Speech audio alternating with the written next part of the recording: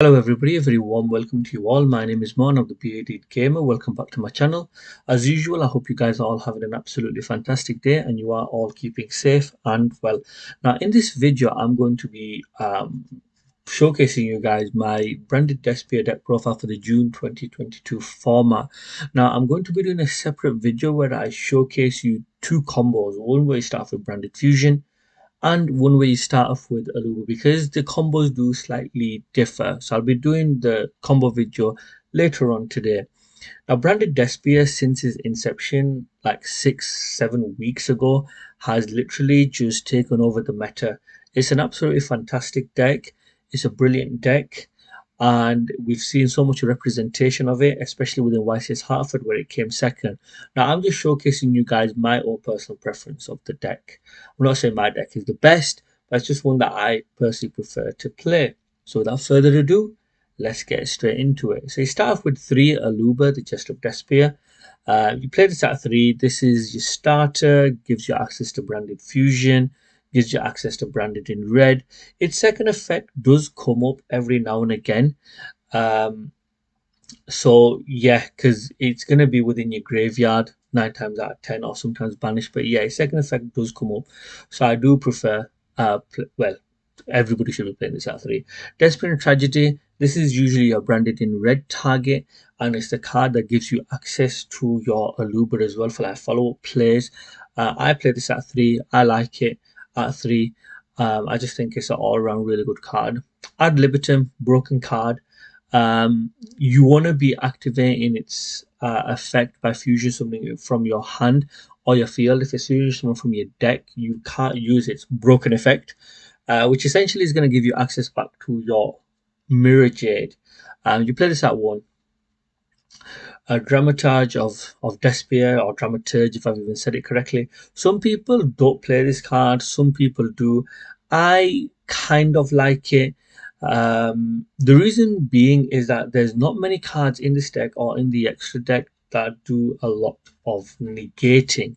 So having this card um, can help you just negate one of your opponent's monster's effect, because this deck, you don't play hand traps, you play more board breakers, you don't play a lot of, well, hardly any negations. You're usually going for proactive interruptions that's just gonna disrupt your opponent really. So I like it. I think this is okay. And that's pretty much for the Despia monsters. Moving on, we play 3 Fallen of Albaz. Some people are playing this at 2. I personally prefer to play this at 3. Just works for me playing this at 3. Um, I don't think there's much more to say about this card really. And then I play 1 Albion the Shardy Dragon. I think this is very standard. Everybody's playing this at 1. You don't need any more copies of this. Its name becomes Fallen of Albaz while it's on the field or in the graveyard. And yeah, you can send 1 Fallen of Albaz or 1 branded spell or trap card from your hand or deck to the graveyard. And then you can special summon it as well. It's a 2500 attack. And you know, some decks might struggle to get over it. It should the situation arise for you to do that. Now I'm playing the Frightfur engine, 3 Edge Imp Chain. There are so many theories with this, which I'll go into when I talk about Frightfur patchwork. But yeah, playing this at 3, I think is okay, is good within this version of the branded Despia deck. Moving on, I play 1 Tribrigade Mercuria. This is a really good card because this is one of your only other cards that negate monster effects. And you can search this card off branded in Lost as well. And I just think it's a really good card because, again, you just don't have many negations within this deck to negate your opponent's card effects or monster effects. I've seen most decks playing this at 1, but I think I've seen a couple of decks on YouTube where they're playing it at 2 or 3. I personally think it's okay playing this at 1. Then 1 Springingskit. This is almost like your pseudo Aluba in a particular situation which can arise. So I think playing this at 1 is really good. So that's pretty much it for the monsters. I'm not playing Fairy Tale Snow. I don't particularly think it's necessary within this deck. I don't think it raises the ceiling of branded Despia. And with this deck, you're already playing like 42, 43. Some people are playing 44, 45 cards. And I just think trying to keep it as close to 40 as possible is the way you want to go. And for me, it just meant not playing Fairy Tales, no. So moving on to the spell card, Branded Fusion. This card needs no explanation. Branded Opening. Again, I don't think this card needs any type of explanation. You want to be maxing these two cards out. Branded in red, I'm playing this at 2. I think it's okay at 2 because you're always going to be, well, you've got 3 Aluba, haven't you, to be able to get access to this card. And then you've also got your Mirror Jade and your Albion to give you access to this card as well. So I think, yeah, playing this at 2 is absolutely fine.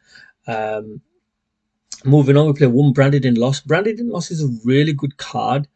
Literally, it's the activation of cards and effects that include an effect that fusion summons a fusion monster can't be negated. So you can summon a fusion monster, can't be negated. Also, your opponent can activate cards or effect when a fusion monster is fusion summoned this way. So pretty much all your fusion monsters are pretty much going to be brought out to the field.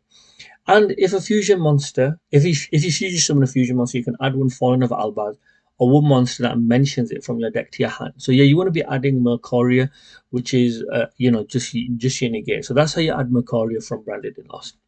Then we play 3 Allure of Darkness. Why would you be playing this card? Really good card. It's not even once per turn as well, and obviously you've got a lot of dark monsters in your deck. 2 Polymerization. I think 2 is the right ratio for this. 3 Super Poly. Super Poly is actually my all-time favorite Yu-Gi-Oh card. It's just a ridiculously overpowered card, and there's going to be a lot of mirror matches that most branded Despia players are going to be playing. So having 3 Super Poly is for me the right way to go. Moving on, got 2 Fright for Patchwork. Now, there are so many theories about why you should be playing this at 3, and even more theories about why you should be playing at 2. I've heard both sides of the argument, and I think ultimately it comes down to personal preference on how you want to play the branded Despia deck. So, for me personally, the way I want to play it just warrants me playing 2 within my deck, and honestly, it works for me. So I'm playing this at 2. You can play this at 3. It's entirely up to you. But yeah, for me personally, I'm playing this at 2. One Call by the Grave, broken card. One Gold Sarcophagus, another powerful card within this deck as well, because you've got cards that when they banish, they activate effects. So opening it is powerful. It'll work for you. 3 Forbidden Droplets. I don't think this card really needs any explanation. It's just an overpowered card.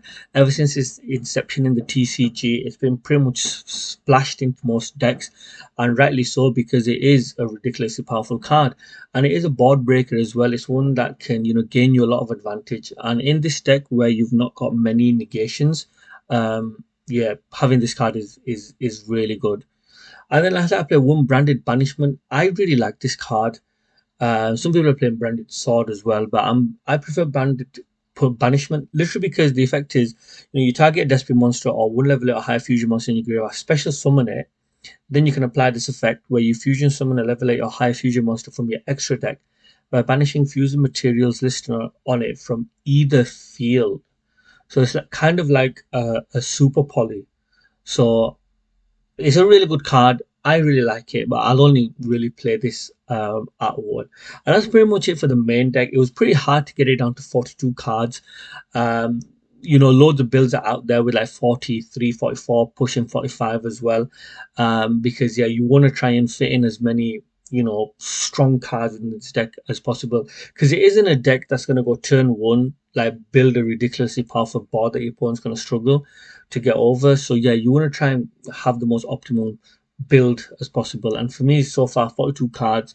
It's a work in progress, this deck. As the deck evolves, obviously the deck will change. As the game evolves, this deck will change. But this is how I like it at the moment.